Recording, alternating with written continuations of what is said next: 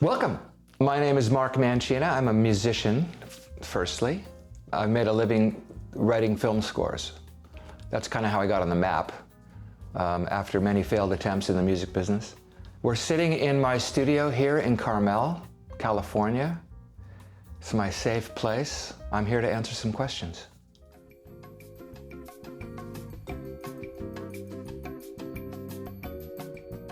You write the music, you get it eventually approved. Let's just take a little 2-minute piece. Now you go into a recording studio, you've got a full orchestra there, and you're working on it, and you're taking that 2-minute piece of music and you're fine-tuning it. The musicians are seeing it for the first time. They're playing it. You're getting the levels of the dynamics of the violins versus the trumpets or whatever you're doing. Getting all of these things sorted out. You're playing the film. You've got all these people in the control room. You've got director. You've got producers, you've got editors. Who knows who else is there? So there's a moment where I've recorded the piece, I've gotten it where I want it, and I'm going to play it back in the room, but now I'm going to play it back with the dialogue in and the sound effects in. So I have, basically, the engineer gives me 2 faders, which are, on the board. And on one fader, I have all of the dialogue and the sound effects from the movie. And on the other fader, I have my music that I've just recorded. And the difference is that when I play this music this time, this is the real orchestra playing. These are real people. I've been listening to my demo for the last 2 months. This is the first time I'm hearing it with an orchestra playing my notes, but with their dialogue and their scene. So I'm mixing it as we go, and I'm kind of feeding how I would hear the music being played back with the scene. That is so exciting, so magical, because I'm hearing it realized. And whether it ends up in the film like this or not, it's my moment that it's going to end up the way I want it. This is the way I want it. That's a really, really great time, especially if it's well received. If it's well received, then it's a win-win for everybody. We're all happy.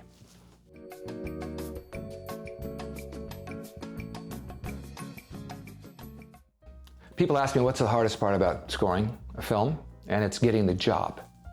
That's the hardest part. Ask any film composer. It's getting the job. Once you have the job, yeah, then there's difficult time ahead, but that's the hard part.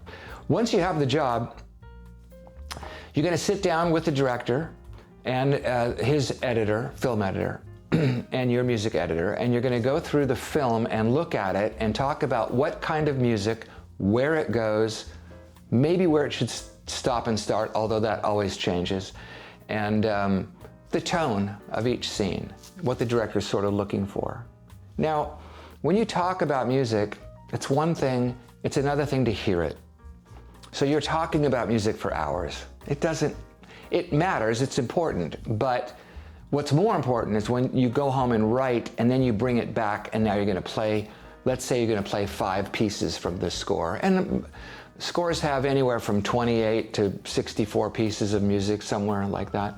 So when you come back and you're going to play, let's say, 6 pieces of what you've written, that's the important time, because now you're communicating, but I'm communicating with my music. They're responding to what I've written, not just talking about, yeah, it might be violins or it might be flute, well, who knows? But when you hear it, that's a different thing. So I play the music for them. That's the approval process. That can take however long it takes.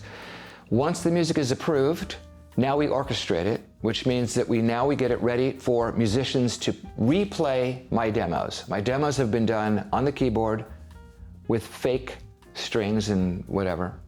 Now we're going to redo that. So we go into a recording studio properly and have great musicians replay that music and fine-tune it. And it gets scrutinized again.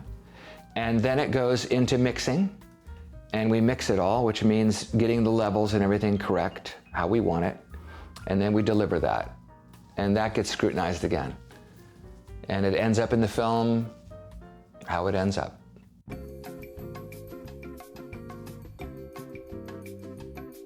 I lived in Culver City. I was born in Santa Monica, but I lived in Culver City when I was little. And I heard the Beatles on Ed Sullivan, as many people my age group did. And I had a swing set outside my backyard, and I would swing And my brother would play the Beatle record, which was Meet the Beatles. That was our first record anyway. And that music just came into my soul like it did so many people, and it just shaped my direction, because I was only, what, 5 or 6, I think. So it really had an influence on me, and it really showed me that music was my foremost ambition, because I was playing piano. I was taking piano lessons. I started when I was 3. So I was playing music, but I didn't know what I wanted to do. And of course, when we saw them singing and playing and getting all the girls, that was a great direction.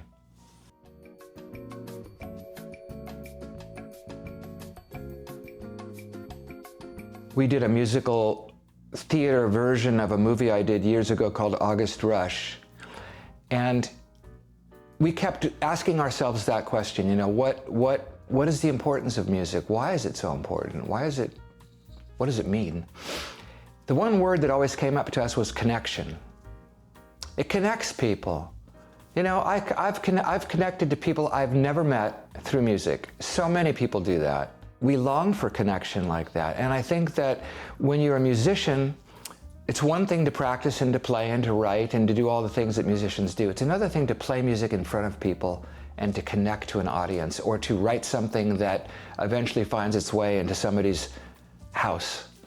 I think about all the Disney records that I've done and all of the soundtracks that I've had playing in moms' cars when they're taking their kids to school, and that's a cool thing. That's a really cool connection in life.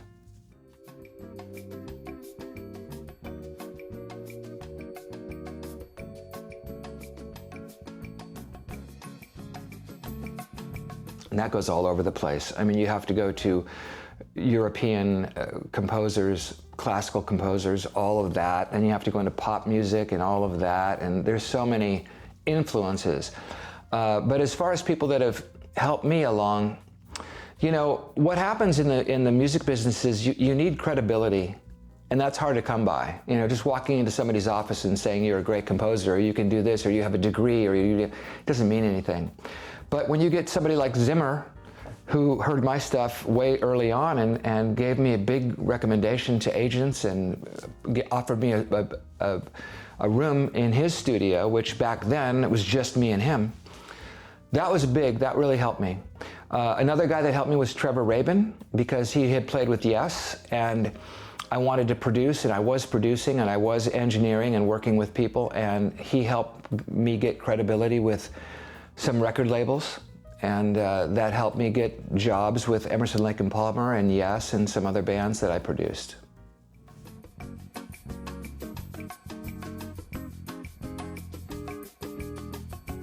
I think you can't really determine how hard should you work, because when you're getting hired, it's such a difference between being hired for a project or doing your own project.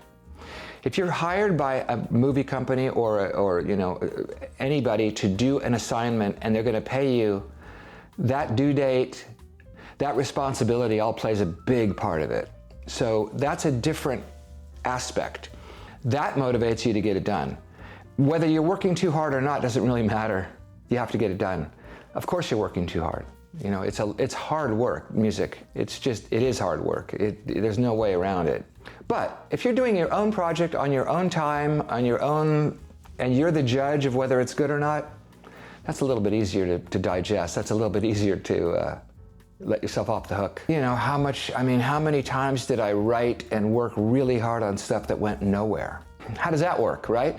Well, all of that are the building blocks to a successful career. So all of that stuff that you were doing that people said no, or we don't need you, or we don't want to hire you, or whatever they said, but those were building blocks to eventually getting to a place where you all of a sudden got a job and you were able to deliver for them because you had all of that prior work that you had done, where you thought it was pointless, but it wasn't pointless.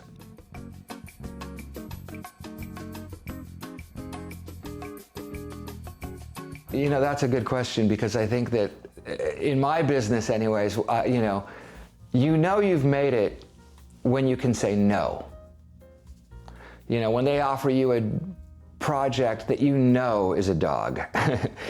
Like that, maybe the title of it is, I remember a movie called Man on a Ledge that I was looking at, and I remember just laughing at that title thinking, God, am I gonna tell my friends, hey, I'm working on a movie called Man on a Ledge? I mean, it's just ridiculous. So when you can say no to a project, I think that's when you really feel like you've made it, because you're able to not just take everything, which is what you should do when you're coming up the ladder.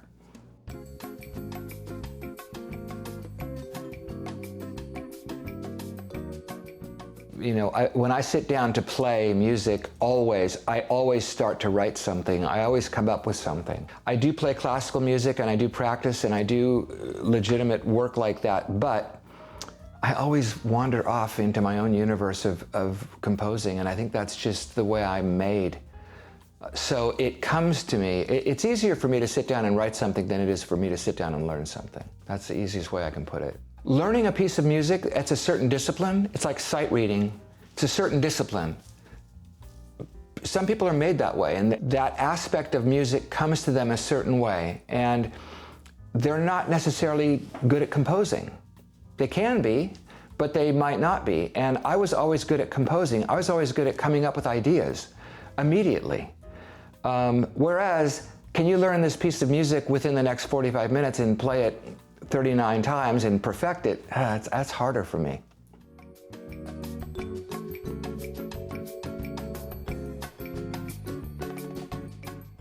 Wouldn't that be great if we could go back in life and fix things? I would tell myself to shut up when I was coming up. As musicians, we're opinionated, all of us, you know, man, I don't know a musician that's not opinionated. And the problem is that people don't want to hear your opinion, especially when you're being interviewed for a project, or when they are showing you their movie and they're saying, you know, we're showing you our movie and we want to know. You got to watch it with that, because even though they want your opinion, they kind of don't.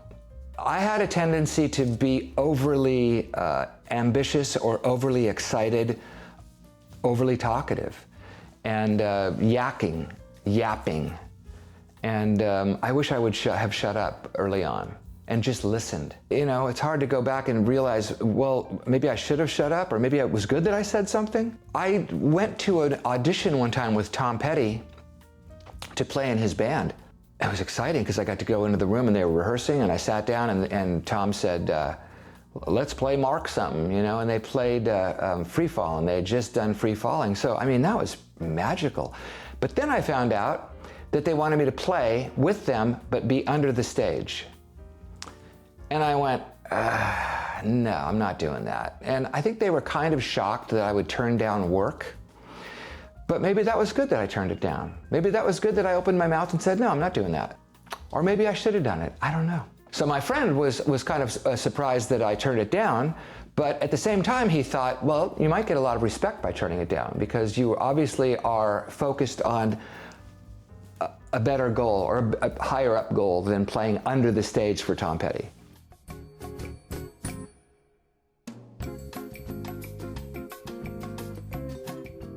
Yeah, gosh, good question. In my career, I said yes to everything. So if somebody said, we're doing a commercial, it's about Army people, do you want to do it? Yes. It only pays $5,000 and it's going to take you 3 weeks. Okay. You know, yes, yes, yes, yes, yes, yes, that's what I did. Now, it worked for me, but going back, I don't know. You look at some artists that you see in life that obviously didn't say yes. Maybe Lady Gaga didn't say yes to everything, you know, and look where that took her. So I think that some people, it works for them. In my case, it was best to say yes to everything and to just suck it up and do whatever project, do it on a Sunday. Weekends, doesn't matter. Halloween, Thanksgiving, too bad, you're doing this. That's what I did.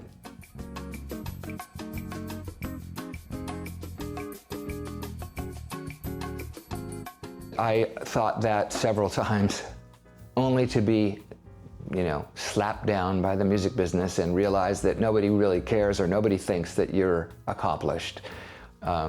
Until I would say there was a point where I had worked with people repeatedly, and then you working with the same people, and of course then they know you and they know that you know what you're doing. So that's where that changes. But every time you go into a music meeting and you're meeting with brand new people, it's a brand new day. Brand new day.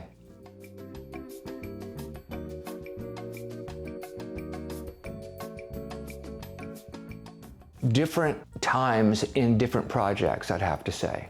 There isn't one project where it was like the whole way, it was just, this is great. There wasn't ever, that never existed.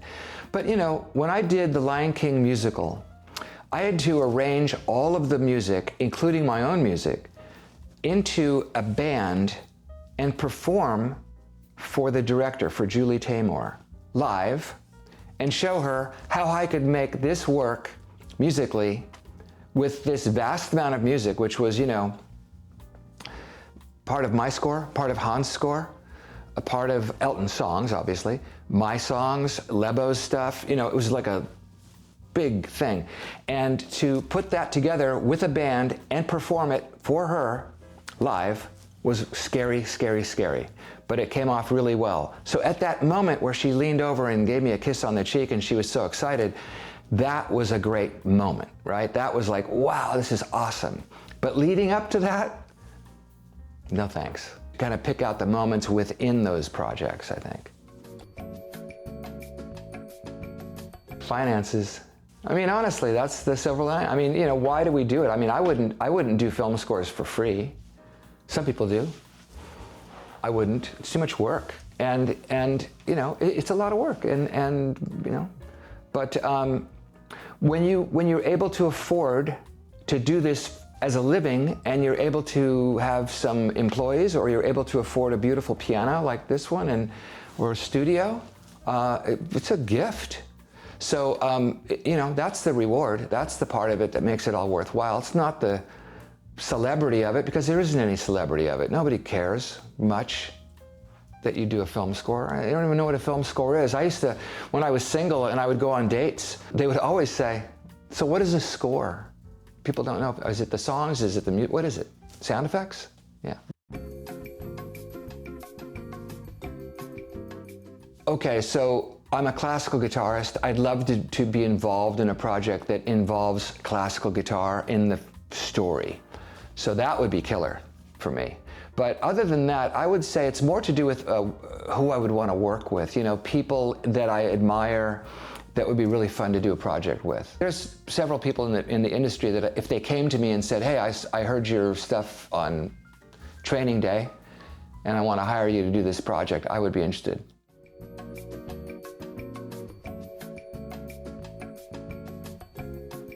You know, before doing this sort of YouTube thing, I was thinking about a diary. Because honestly, I've had such a bizarre career that has gone in so many directions. It's like an octopus, you know, with these tentacles coming out.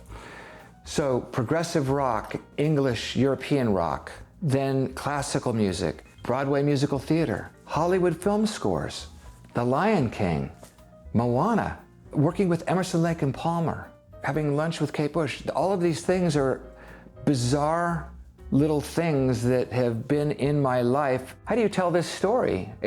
It goes so many different places, and maybe YouTube is the best way to tell it. Because that way I can play a classical piece, or I can talk about Broadway theater, I can talk about writing film scores, writing songs, lyrics, working with Lin-Miranda, working with Hans Zimmer. I grew up working with these guys. It's amazing to be able to talk about their talent or working together with them on something. Check in with me, because I might be doing a subject that you're really interested in. I'm going to be doing all different types of subjects. Some of them will be about guitar, my guitar collection. Some will be about getting great sounds. Some will be about engineering. Some will be about writing film score, writing the picture. Some will be about playing piano or playing classical guitar. It might be interesting for people to kind of tune in and check it out and see what I'm doing.